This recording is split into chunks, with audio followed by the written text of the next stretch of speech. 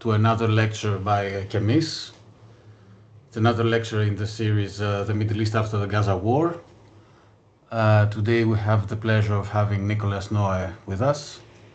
The title of his lecture is Trump and the Dangers of Making Lebanon Great Again. Yes, and Nicholas is also a friend, and we go back a while now. I've been, he is also a director of one of my favorite initiatives in regards to the Middle East, the Foundation of Global Political Exchange. I was part of the Beirut exchanges, so were some other colleagues from the research center from CEMMIS, and I highly recommend that you check it out. And I was just informed that there will be a Beirut Damascus exchange in June. So please visit the exchange Beirut site. And also I will be also promoting it on CEMMIS like every year. He's also senior fellow at Refugees International, and he's a co-founder of the news translation service Mid-East Wire, also much appreciated by the CEMMIS team. And finally, he's been from 2017 to 2021 a political advisor at the Geneva-based Centre for Humanitarian Dialogue. So, Nicholas, it's a pleasure to have you here with us today. Thanks so much. I guess let's dive into it, and hopefully we can get some discussion going. Does that make sense, Zakia? Is that all right? Yeah. Okay. So just some quick background. For really, I'm familiar with Lebanon for the last 21 years almost, and have seen a lot of changes. A lot of things stay the same. A lot of terrible events in Lebanon. Some hopeful moments as well over those 21 years. My main focus has always really been on my own country's role, America's role in Lebanon and the wider Middle East.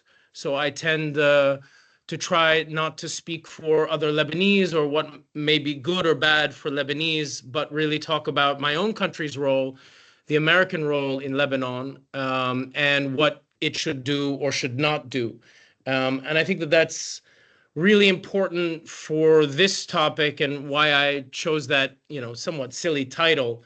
But really the events of the last 24 hours and really the events of the last 2 weeks, and we can also rewind a lot more than that, have, I think, only accentuated the reality for Lebanon, which is no matter what discussion or debate we can have or Lebanese can have, and hopes that the new prime minister or new president may be able to rescue the country from its economic problems, from this war, from sectarian problems, etc. No matter any of that discussion, the U.S. is going to not only continue to, but under Trump is going to play an even heavier impact role for Lebanon, really over-determining its options, its future. And I think that that future, unfortunately, because of where I think the Trump administration is steering immense American power, I think that that future looks very dangerous, unfortunately, and quite dark. But we'll see in the discussion if there are counterpoints to that and where we might find some hopefulness. I will say that, yeah, the events of the last few days have been extraordinary by any measure, including by Trump supporters, I think. The recent comments about the U.S. Potentially occupying Gaza and turning it into the Riviera of the Middle East really does kind of, I think, nail home the road that we are on. And I think for Lebanon, small country trapped between Syria and Israel, among other neighbors, monarchs, dictators in the region, authoritarians like Erdogan's Turkey, etc. Lebanon has, I think, unfortunately, it does not have no agency, it certainly has responsibility, but its agency is extremely limited, especially in this next stage. So let me just start with where I think in my recent trip a few weeks ago to Lebanon, where with a short amount of time, I think unfortunately a limited amount of engagements, but I did come away thinking, and I think this is kind of borne out by the reporting and by other indications in the news, that there is really a preponderance of hope that Lebanon could find a much better way forward than it's had in the past, really decades, certainly since the end of the Lebanese Civil War in 1990, but really since the calamity of the 2019 economic crisis, the 2020 port explosion, the pandemic, the real just utter breakdown of the economy and the financial institutions and governance of the country, and then this horrible war, which is based and predicated on previous wars and conflicts. Of course, the most notable being the summer 2006 war between Israel and mainly Hezbollah. So this is a hopeful moment. And I think even these hours, we're hearing news that potentially there is a government list that might get approval by the parliament and by the president. It represents, I think, what it looks like a very pragmatic approach by this new premier designate, Nawaf Salem. So that, for some Lebanese, especially I'd say those that are involved in the change movement, that are opposed to the traditional corrupt political elites, there's some anger about the accommodation and pragmatism of this premier designate for especially Hezbollah and its co-religionist ally, the Amal movement.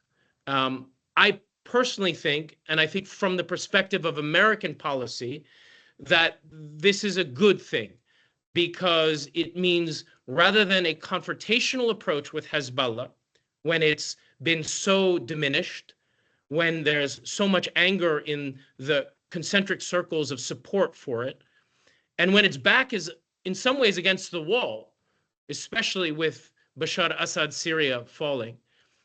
I think if we have a discussion about, international relations theory and history and the best ways to approach it, I would say, as a non-Lebanese, that the less confrontational, more pragmatic, accommodationalist approach by Nawaf Salem is actually a very smart one. The core problem, however, is that the kind of pragmatism, the de-escalation, the accommodationalism of bringing in Hezbollah, bringing in the Shia community that is largely represented, though not wholly, by Hezbollah and Amal, by bringing them in, that this could lead the way to some moderate or even some significant reforms that could make life better for a lot of Lebanese. And I think that certainly could be true. But again, the problem is that it's predicated on two absolutely over-determining aspects, which I think are both steering Lebanon in a much more dangerous direction, and one that I don't think will lead to stability, reform, or better life for Lebanese. Which is to say, there are two aspects of this. And that's why the title that focuses on Trump is a bit misleading, because I think the key point I want to make on that is that this is not only about this Trump administration and where it looks like it is going to take the wider Middle East, where it's going to take the United States and the world, I think, which is one thing. But it's also about where the previous Democratic administration, led by President Biden, where they got to this point of hopefulness for a lot of Lebanese, which is to say that I think that this hopeful moment is predicated on poison, in the sense that what the Biden administration did to escalate towards this moment, it broke so many things, I think, in the Middle East, in international relations, in international humanitarian law. It's predicated on absolute horror. which is what we've seen develop over the last, or since the Hamas attacks on October 7th, 2023, what we've seen develop over time, which is a complete, not only a carte blanche, no limits by the Americans, but also full support for the Israeli actions in Gaza, which I personally think certainly amount to a more than plausible case for Palestinians to have protection against the charge of genocide, but inarguably have meant extraordinary war crimes, extraordinary atrocities, extraordinary breaking of almost, the last vestiges of international humanitarian law and international law in general.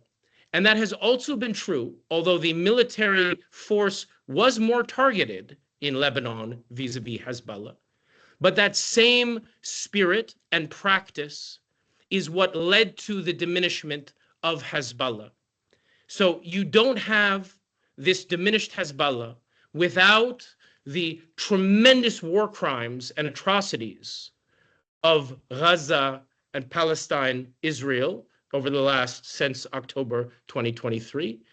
And you don't have that without what I think are also war crimes and other extremely corrosive practices and dangerous precedents, which also happened in the war in Lebanon, bringing down buildings with civilians and kids to kill one Hezbollah person that's in their home,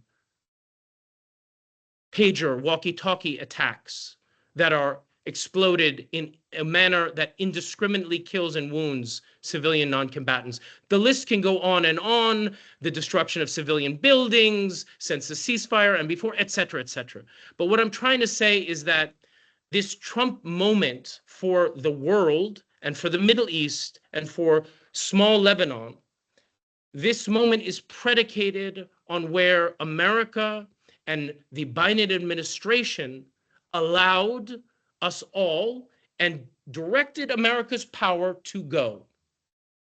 So in September 27th, when Nasrallah, the head of Hezbollah, is killed in a massive attack by the Israelis, this is signifying the Biden administration's agreement with the principle that we have to escalate to de-escalate, which actually is articulated throughout this period as escalate to victory, and that there are no limits to this. It's purely the rule of force, law of the jungle, no rules, no limits. Hezbollah is able, very diminished, to fight for 2 months, and then calls for or requests a ceasefire, essentially tapping out. Where we're at now is the Trump administration has come into power. And I think if we remember that it's actually Jared Kushner, the son-in-law of President Trump, who, when Nasrallah is killed, says, this is a liquid moment in the Middle East. Anything can happen. We can reshape the Middle East infinitely for good, for what we think is good. And I bring that up because that logic is adopted by key Biden administration officials we now know from the public reporting, Jake Sullivan, Brett McGurk, others, Amos Hochstein, etc., that if we use this tremendous military power and force by the US and with Israel, we should use it and we can use it to bend all opponents and enemies and competitors to our interests and our will. And there are no rules about that except for raw power. Jared Kushner is interesting on that point because he came up again yesterday, because President Trump's comments about Gaza being a great waterfront redevelopment project without Palestinians, or maybe that some can live there with others, etc. That is also originally a vision that Jared Kushner put forward in public a few months before the escalation in Lebanon, which led to Hezbollah's severe military diminishment. So I see these things very much coinciding. So if you will, although I've worked for Democratic politicians for 25 years, I would say the extremely dangerous moment that we are now at is very much a bipartisan one, a bipartisan product of US power.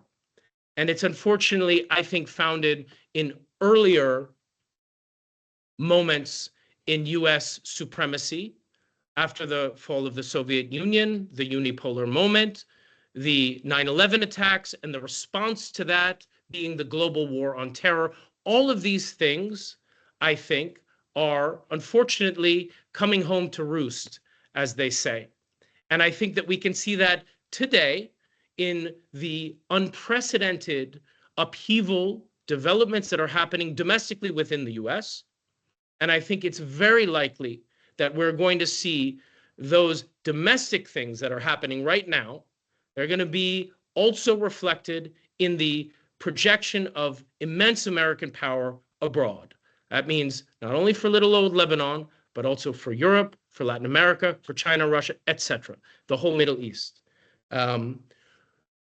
So when I said for the title that we're talking about Trump and the dangers of making Lebanon great again, I think I'm trying to, unfortunately, recognize the reality that the agency of Lebanese actors is extremely limited, and it's even more limited in this period right now, and that Trump's likely foreign policy projection of power in this coming period is going to be overwhelming.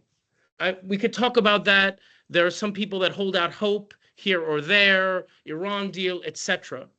But I think we have already seen enough evidence in the last few days to understand domestically where this Trump administration is going, and also foreign policy-wise where this Trump administration is going.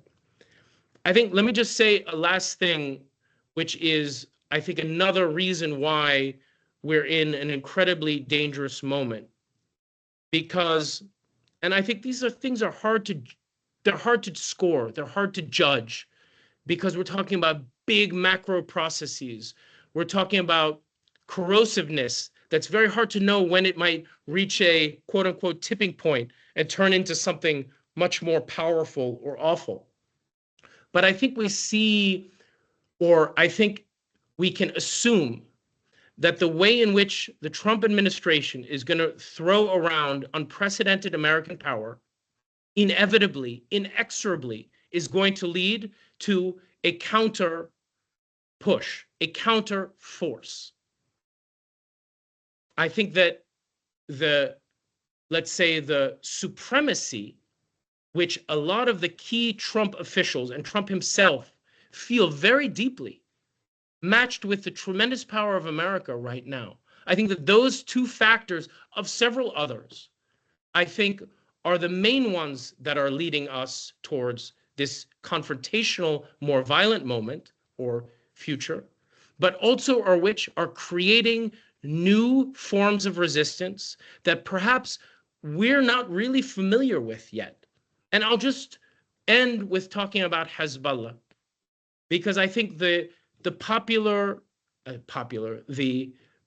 common perception of Hezbollah at this point by analysts and others is that Hezbollah is finished. It's done. One lesson that I learned from the 2 months of warfare, open war and escalation in Lebanon, September 27th till, well, mid-September until mid-November, till the ceasefire, is that for all of us, academics, analysts, open source people, it's very hard for us to know with any degree of certainty military and intelligence aspects, okay? So I personally, one of my mistakes in this last period was, like I think a number of people, including at certain moments the US government and the Israeli government and even Netanyahu reportedly himself, overestimated Hezbollah's military balance of power with Israel, overestimated the technological narrowing which Hezbollah, some of us had thought, had achieved with Israel, and by the way, the United States. because Hezbollah fought both Israel and the United States, a superpower and a regional superpower. But we overestimated that. What does that mean for the moment right now? I think that means that we have to have real caution as academics, as analysts, as pundits, as commentators, about assuming where certain actors are at in terms of their military capabilities or power projection. So is Hezbollah's military power 82% diminished? Their long-range rockets are 97. I'm not sure. I don't know. I can say that it seems likely, even if their material military power and stocks and supply lines are significantly diminished, what has been created from this moment of no limits warfare, where we have the prospect of throwing 1.8 million Gazans out of Gaza, expelling Palestinians from the West Bank, perhaps attacking Iran at will and destroying its economic and military infrastructure, or whatever may be the fancy, or whatever may be perceived in the interests of this extreme imperial moment, no matter what that may be, that this is leading to a new form or a new recognition that either you accept submission, you accept humiliating terms, which some are willing to, or you fight. And you find smarter ways to fight. Because the last generation, the entire generation of Hezbollah leaders that got wiped out by Israel, they have now been replaced by the new generation. And if one thinks, I would caution against thinking that this new generation, who is taking up the mantle from the guys in the 80s and the early 90s, I would really caution that they are merely going to either put up the white flag and surrender, agree to humiliating terms, or leave the fight to the side, especially with so much revenge, so much belief, and the last part, which is so much reason, which is Trump's vision for the world and also for the Middle East and for Lebanon and Israel and the wider region is very much recreating, it is exacerbating old reasons and new reasons for resistance. What shape will that take? I'm not sure. I don't know. But I highly doubt that this next stage will go without significant and effective resistance. It may take the form of states trying to develop their own nuclear capacity. It may take the form of nuclear superpowers like China, more significantly pushing back. We're not sure. But I think to assume that Hezbollah, in the small context of Lebanon, Israel, the Levant, is sort of spent and finished as a military power, I think that that's an unwise estimation to make, especially because we are about to enter a new period, or we are entering now a new period of conflict, of anarchic conflict, of chaotic conflict, and of significantly enhanced violence with technology and different actors, non-state and state, that we have never seen before in human history, in the context of the most powerful state in the world that is about to undergo its most significant domestic challenges and threats that we have seen since the Civil War of the late 1800s. That's where America is at tonight, and I think that will only become more evident and problematic in the next period. And that's where I think also we need to place all of these different aspects around the world in that frame, because the global economic, global financial, and global military conflict aspects of what Trump's America is driving forward at home and abroad I think are going to, it's going to be impossible to escape that.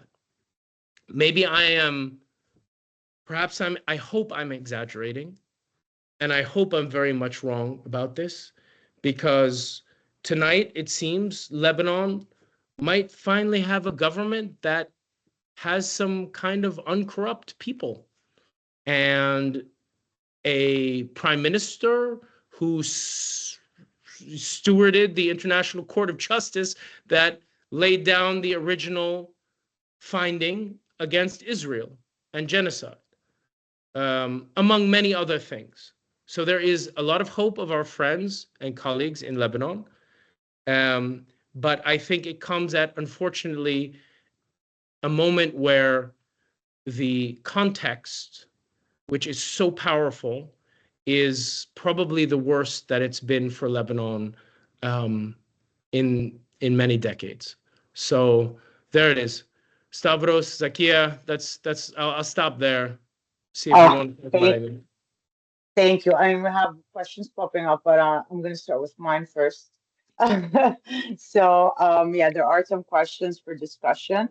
But yeah, I want to ask first about Massad Boulos, and he's a Lebanese Orthodox Christian right now that is in related by law with Trump, and he's advisor to the Middle East.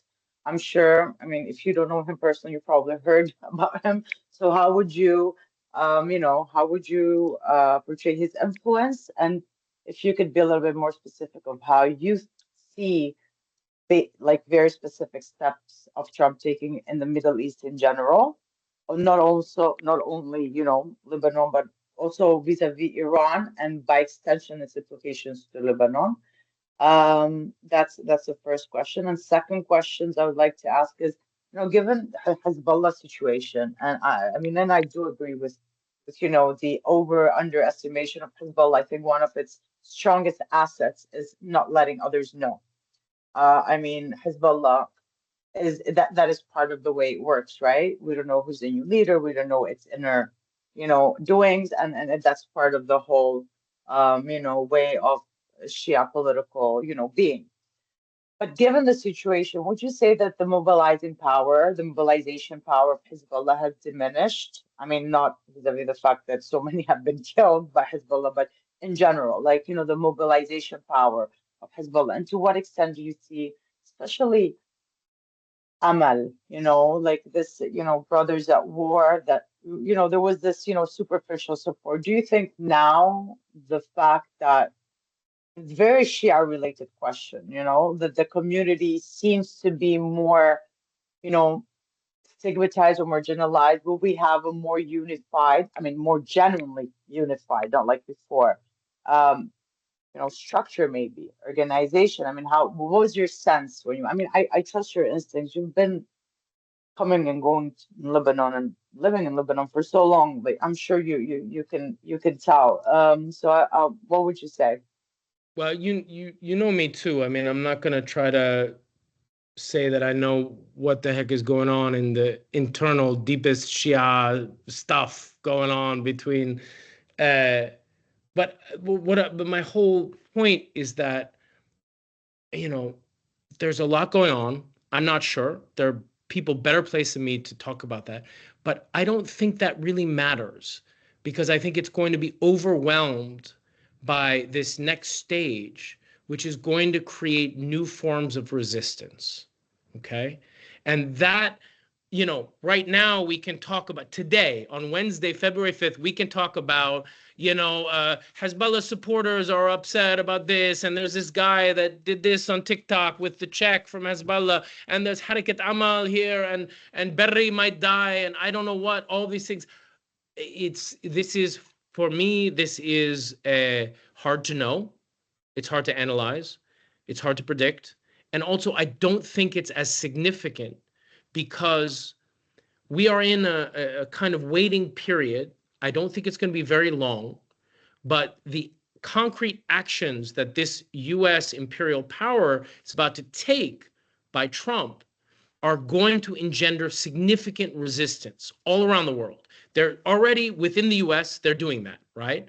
So our assumptions, our analytical frameworks need to be extremely fluid because they are being changed by the structural actions of this big preponderant actor, America, the executive power, Trump, right? So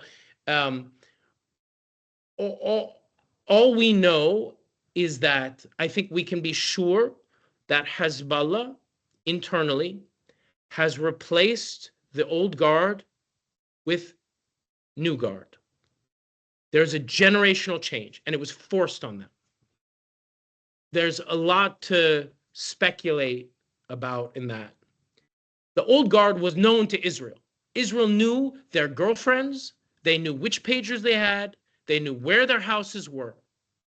Saeed Hassan was killed on September 27th in his bunker, despite all of us knowing that the Israelis had bunker busting bombs that could reach him in Dahye. I mean, it was obvious. Why didn't he move? This is a big discussion. But I think what's more interesting than that speculation is 1 week later,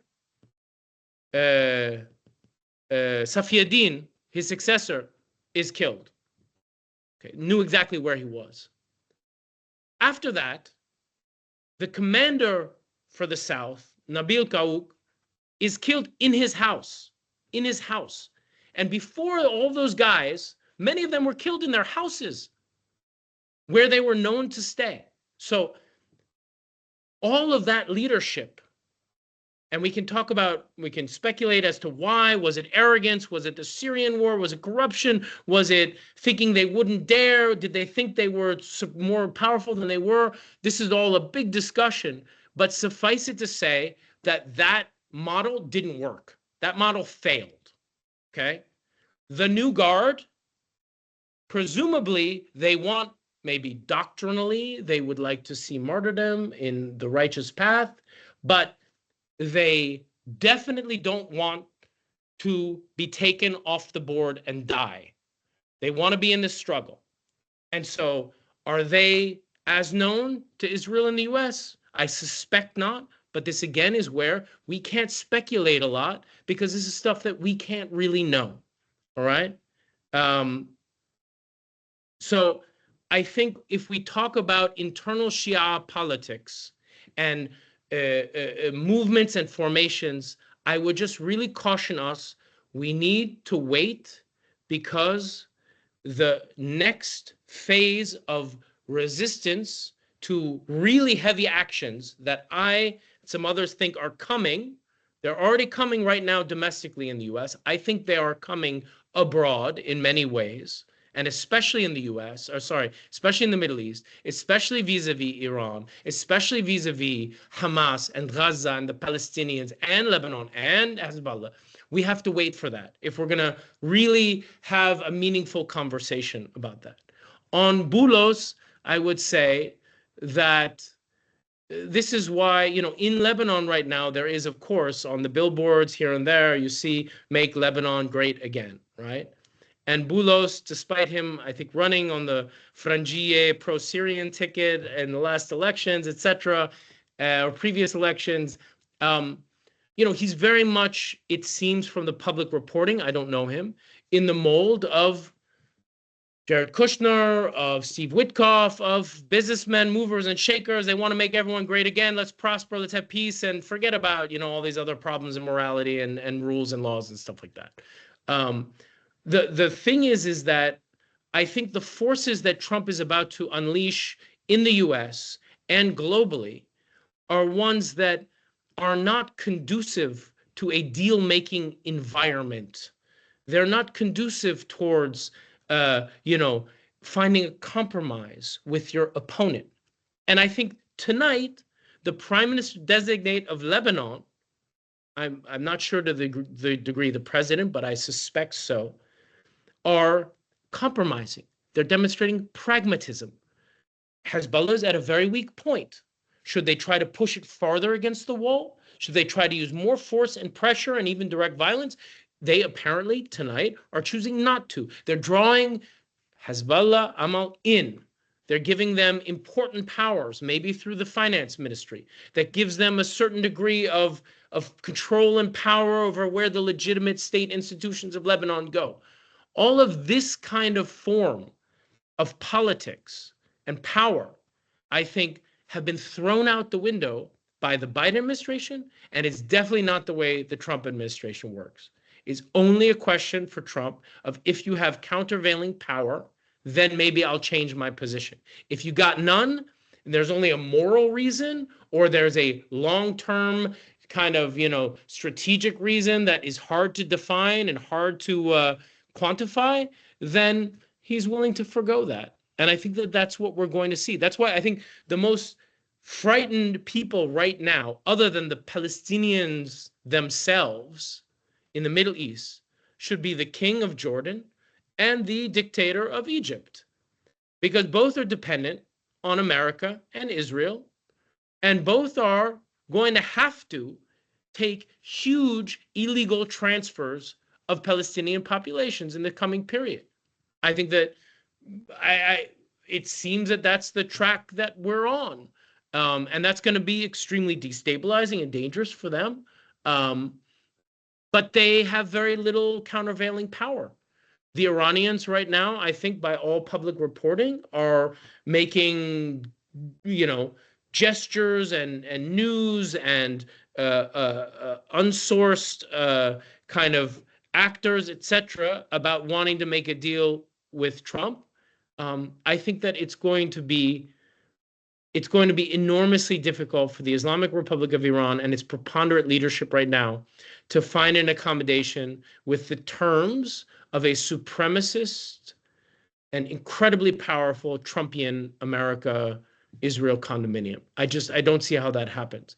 And I think that because of that, despite people like Vice President Vance or Tucker Carlson and others who are against creating new big wars, I think we are, for me, the big main event that will be extremely destabilizing for Lebanon, for the Middle East, and for the world will be the use of significant military power against Iran by America and Israel.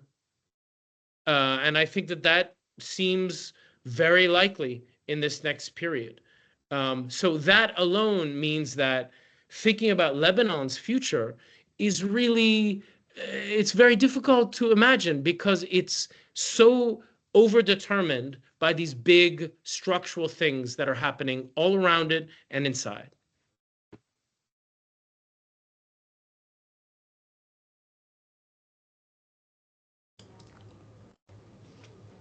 Thank you very much for a very interesting presentation and even more interesting answers to our questions. So my question is a bit more outside of Lebanon. I want to ask, you mentioned the fluidity of the situation we're in the international order. So we're basically, as you mentioned, going into uncharted territory when it comes to what the US is going to do in the region, along with Israel, against which country. Do you feel that there's a possibility that it's a make or break moment for American hegemony? Because most of us have been going on for the past 10 years about how America has been slowly drifting away, how it's the final moments of American unilateralism, and that there are other countries, the BRICS countries, China, whatever, Russia, whatever. Do you think that if, and the way with which Trump's America goes forward with even more strong policies and unilateral policies in the Middle East, do you think that this could be a system affirming moment for the United States, or a system breaking moment? Is there such a possibility, or do you feel that America is still so strong that nothing can break its momentum? So that's my first question, and I have a second small question, which is about the Gulf. Do you see anything happening with the Gulf countries? Do you hear anything about perhaps the Abraham Accords coming back? Do you think that there's a push that's on the Abraham Accords countries that will bring them back to the forefront or something like that? So those are my two questions. System breaking moment, yeah, and it feels, you know, it can feel in a different era apocalyptic and silly to say that, but you know, I think this is where a familiarity and analytical framework of the domestic politics of America is really important, separate from its foreign policy and all this stuff. And so on that score, you know, I feel like I know my country pretty well. And we are maybe hours away, days away from the greatest constitutional crisis we've ever had, or we've had since the Civil War, basically, arguably civil rights era, etc. But we are entering a period of domestic upheaval and instability that has not been experienced by America, even during the civil rights era, 1960s, Vietnam War, etc. Okay?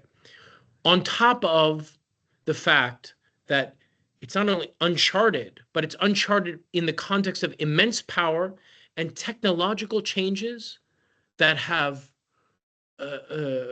grown exponentially and that are set to grow at a rate that are incredible. Elon Musk, by public reporting, has installed maybe a dozen or 24 19 to 24-year-olds as the CIOs, the chief information officers of all of the most important US agencies, including the Treasury Department, with full access to read and write for $6 trillion. Okay? 19-year-olds, 21-year-olds, 24-year-olds. Ironically, it brings back to me the memory of when we invaded Iraq illegally, and I knew a kid that was 23 years old who started the Baghdad Stock Exchange. Okay, another 21-year-old that was in charge of a special forces unit of the Iraqi army that they were trying to rebuild, etc. So, yeah, I think we are at a system breaking period. It's very hard to judge that. It's hard to say it because it seems so, it can seem exaggerated. But I think understanding my own country and what is unfolding now and what seems very likely to unfold and the resistance that it's going to engender in the United States, I think that it's basically the most effective, let's say, diminishment of American power that any adversary of the US could ever wish for. And it's from within. Okay? So that's the first thing. And I think that unfortunately maps itself out across so many complicated relationships and other structures around the world. And again, it's like I said, that it's hard for us to judge certain things as academics, analysts, public source people when it comes to military conflict. Stavros, I don't know today what Elon Musk or the Pentagon has access to in terms of AI computing power. I don't know. Public reports say that Elon Musk is trying to use AI through these late teenagers and 20-year-olds to do a lot of changes in these very powerful multi-trillion-dollar agencies that also have the capacity to end humanity because of the weaponry or because of the electronic penetration capabilities. So I don't know. It's very hard for us to assess, but I'm sure that the direction that we're going is very much not a course correction, but it is a system breaking moment. I think that leads to very bad outcomes. but there are many people, of course, that disagree and that tonight are going along with it also, or are assenting to it, or are, in a very humiliating fashion, submitting to it. So I'm not sure. The Gulf countries have a very, I'd say, peculiar relationship to these dynamics. Because when we talk about Gulf countries, we shouldn't talk about countries and states in the normal sense of international relations. The UAE is nothing like Brazil, Panama, or the Czech Republic, or Thailand. It is a family-owned country with incredible natural resources, as is Saudi Arabia, as is the Kingdom of Kuwait, as is, et cetera, we can go on down the line. My feeling is that, or my analysis is that, these are kind of the weak ends of the whole Trump push for victory and supremacy, which is to say that I don't think that the king of Jordan can put up much resistance. I don't think that the dictator of Egypt, the king of Egypt, Sisi, will put up much resistance. I don't think that the crown prince of Saudi Arabia or the Emirati princes or these other princes or emirs, they're not going to put up much of a fight. They can't. And also they can be taken out by a cell phone attack. Why? What's stopping that? What's stopping that? They're done. This isn't the 2010 period when, assassinating an emir was, would take some approvals or something like that. Oh, you don't agree with us? We blow you up in your house. Your cell phone explodes. You're done. So this is the new situation where we're in, where it's law of the jungle, no rules, no balance, no frameworks, no constraints. If you got the power, use it. And that's America first. That's Trump said, and Elon Musk, Trump especially said, we got to use our power, and get ours, right? I mean, for the first time in American history, the president and the Secretary of State are actively investigating transferring American citizen prisoners, which will be overwhelmingly Black people, to foreign countries for incarceration. It's wild. It's crazy. So in that context, I think the idea of the Abraham Accords and all this other stuff, they all fall in line. That's not where the resistance, and I'm using the word resistance not in a morally, not applauding it, but I'm just saying a realpolitik fact that we can talk about in international relations theory and that we can see in history and in practice is that when imperial power projects itself in these ways, breaks these frameworks of cooperation and rules of the game and the rules-based order, much more than what we were angry about when we illegally invaded Iraq in 2003, much more than we were angry about in the collapse of the two-state solution in 1999, 2000, all these other sorts of things pale in comparison to this moment now. And I think that, the Gulf countries will do their best to maintain their power, their family's privilege, their personal privilege. They'll do their best. And of course, they don't care about Palestinians or human rights or anything like that, or even dignity, really. But they care about themselves. Those actors, Stavros, can be managed. They can be marshaled. They can be controlled. But I think that, one, we don't know the other forms of resistance that are now building and that will come to the fore. And we also know that there are strong actors in this world that will come into direct opposition with this Trumpian moment and these Trumpian actions, and that will be extremely dangerous and probably quite violent. I think Iran and the Islamic Republic of Iran will be one of the first. I think that there's a good possibility around Asia and specifically China. I think especially China. Are they going to take humiliating terms? I highly doubt it.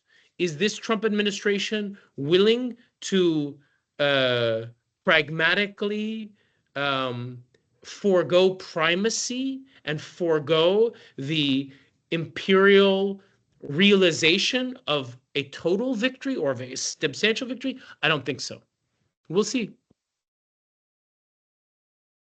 Wow. Thank you. Thank you very much. Yeah. It's so much for, getting out of the Middle East.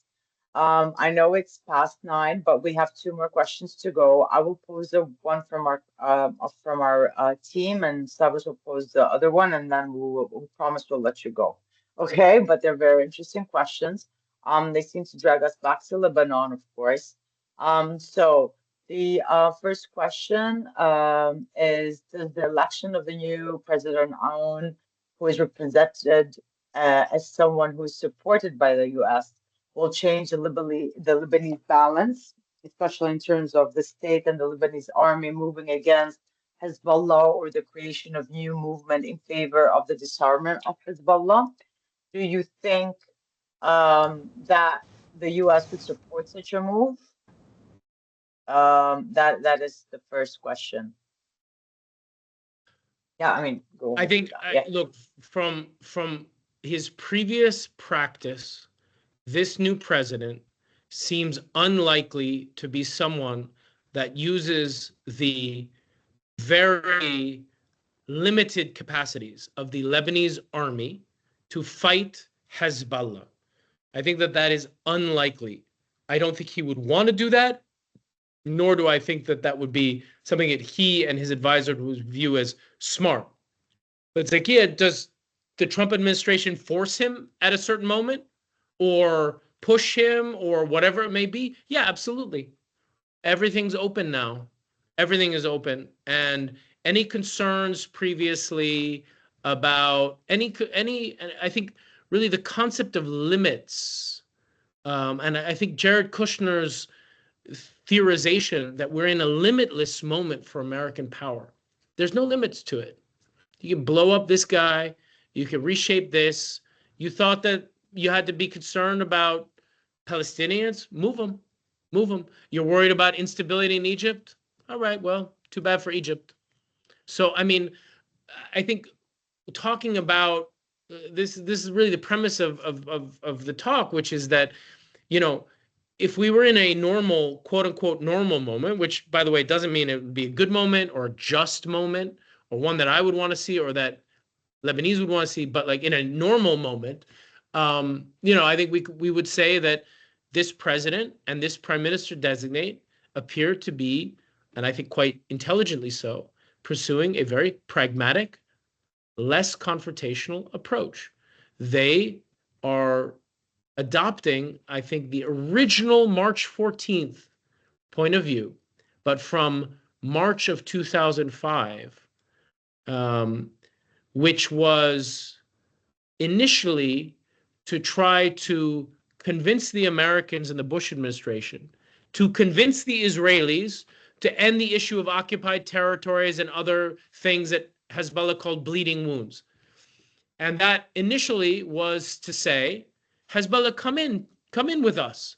And so in the elections of 2005, in June of 2005, it's exactly what we see right now forming in this government, which is Hezbollah runs in the elections with their bitter opponents. They win seats with their bitter opponents. They team up with the Hariri movement. They team up even with the Lebanese forces and Walid Jumblat and his Druze party, etc.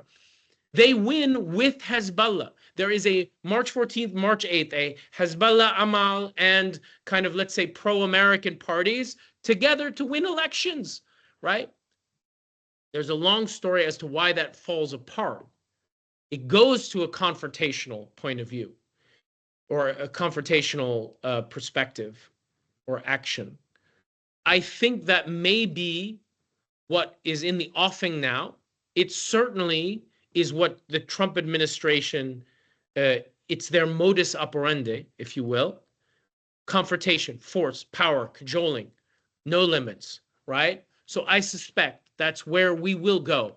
Will President Aoun, will Prime Minister designate Nawaf Salem, will they acquiesce? Will they agree? Will they lead the charge? Like Prime Minister Fouad Siniora, who, by the way, is the mentor of Nawaf Salem, or very close, like some other figures in the March 14th movement did in 2005, in 2006, 2007, led to a mini civil war in Lebanon in May 2008. Does Aoun and Salem, do they go in that path? I'm not sure. I don't know them well enough, and I don't think we have enough to judge them on. Will the Trump administration push them if they feel that that's useful? Yes, absolutely. Far more than the Bush administration did. In 2008, it was key Bush administration officials that pushed Fouad Siniora, Saad Hariri, Walid Jumblat, and all of these into a very ill-advised mini-civil war that those guys lost, and the U.S. Marines didn't show up on the shores of Lebanon to back up their political allies in Lebanon, May 2008. If that's tried again this time around, I fear that the Trump administration will not worry about sending soldiers, but will just bomb without limits, kill without limits, use technology without limits. And that's where we'll be at. But we'll see. Thank you, Nicholas. I was told I neglected mentioning the person that asked the question, which is Marina Leferiado. She's a senior consultant in CEMMIS, and I think the next question is also posed by her. Stavros, would you like to read the questions? I took off my glasses. I don't want to read them again. So the second question is again from Assistant Professor Marina Leferiado. Israeli army stalling its retreat from South Lebanon with various pretexts, while there are voices in Israel in favor of retaining a military presence for strategic or ideological reasons. For instance, inside the Israeli far right, and particularly in the settler movement, there is open discussion about creating settlements in part of southern Lebanon. Do you think that Israel will repeat its reoccupation of South Lebanon, as was the case in the 1980s and 1990s? And do you think that the US would support or allow this? The Trump administration will support, allow this. Yes, 100%. I see very little restraints. See very little restraints. The only restraint is countervailing military force, resistance. Does Hezbollah have that to offer? I'm not sure. I suspect them or others that we don't know about or that will come about will provide that counter force. But I can't say with certainty what that will look like. But will the Trump administration support if the Israeli leadership wants to colonize parts of South Lebanon? If they can do it, yeah, why not? They can make it great. They're going to make it great. Lebanon will be the Riviera of the Lebanon, of the Switzerland, of the Middle East, of the Lebanon. I mean, so yes, 100%.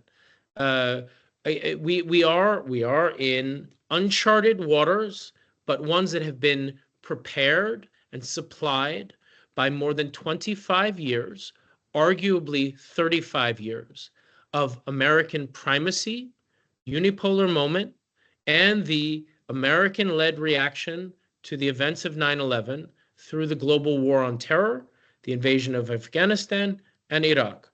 All of those dynamics, which I think are well studied and well acknowledged, are all, I think, coming to a head, as we say.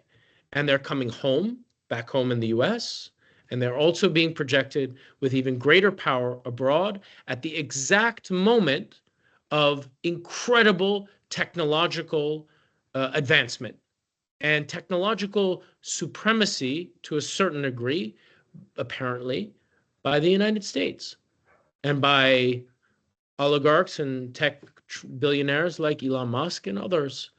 And I think that they are going to use these tools and toys to whatever is to their personal advantage, their family's advantage, and to how they perceive national advantage and the national advantage of their allies. And Israel And this Israeli body politic and right-wing leadership is very much closely allied and a number one consideration for American power right now. So yes, all of that is possible. Worse is possible. There is concern, I think, some concerns that one starts to hear in some of the public reporting that, you know, there's going to be a need to dump millions of Palestinians in other countries. And it's ironic because Nasrallah, the head of Hezbollah, for many years made the argument in a way to the Christian population of Lebanon, saying, if you didn't have us and our deterrent power, which turned out to not be enough of a deterrent from their point of view, but if you didn't have us to challenge Israel and to stop them at the border, eventually one day they're going to expel the Palestinians. And where are they going to expel Palestinians? To friendly Jordan, aligned with the US and Britain and stuff? No. To Egypt, which has a peace treaty with Israel? No. Where are they going to do it? They're going to do it to Lebanon. So his argument, one of his anchors for saying, especially to the Christians of Lebanon, why you need a effective resistance force, because the Lebanese army is kept weak, he argued, and I would argue by the American government. You need us to keep this Palestinian mass transfer, mass expulsion from happening, right? It's a very cynical argument amongst many things. But the irony is that that's true, more true today for potentially Lebanon, but it's also true for Egypt and for Jordan. President Trump said it yesterday, you know, I mean, his likely things that he's thinking in his head, we don't know what Boulos and others are saying to him. Don't burden Lebanon with more Sunni Palestinians, but he's probably just saying, Sisi, you know, you got to take them. You got to take them. And Jordan, you got to take them. So our frameworks are pretty, I think, pretty much blown out of much proportion. But it's not exaggerating, because this is what we're seeing on an hourly and daily basis. Sad, but I agree. I agree. It seems that it's all heading that way. Thank you very much, Nicholas. I think we tired you, but we are very grateful. Thank you very much for participating in these lectures. And I would like to remind the people that are watching that to stay tuned, of course, for the next lectures, but also for the upcoming Beirut-Damascus exchange that will take place in June, inshallah. You know, if everything goes fine in that front, or for any other activities that the exchange Beirut does. But also, I urge you all to, yes, the link is on the chat. I also urge you to, for more, you know, other than our analysis in CEMMIS, for more direct knowledge of what's happening, of what's been said in the Middle East, to subscribe at the Mideast Wire, which are translations from main newspapers across the Arab world. Nicholas, again, thank you very much. It was a pleasure and honor for having you here. I hope to see you again when the demise of the U.S. in the Middle East. I'm sorry. We'll see you at the end. See you. All right. Thank you both. Bye. Thank you. Thank you. Thank you guys. Bye.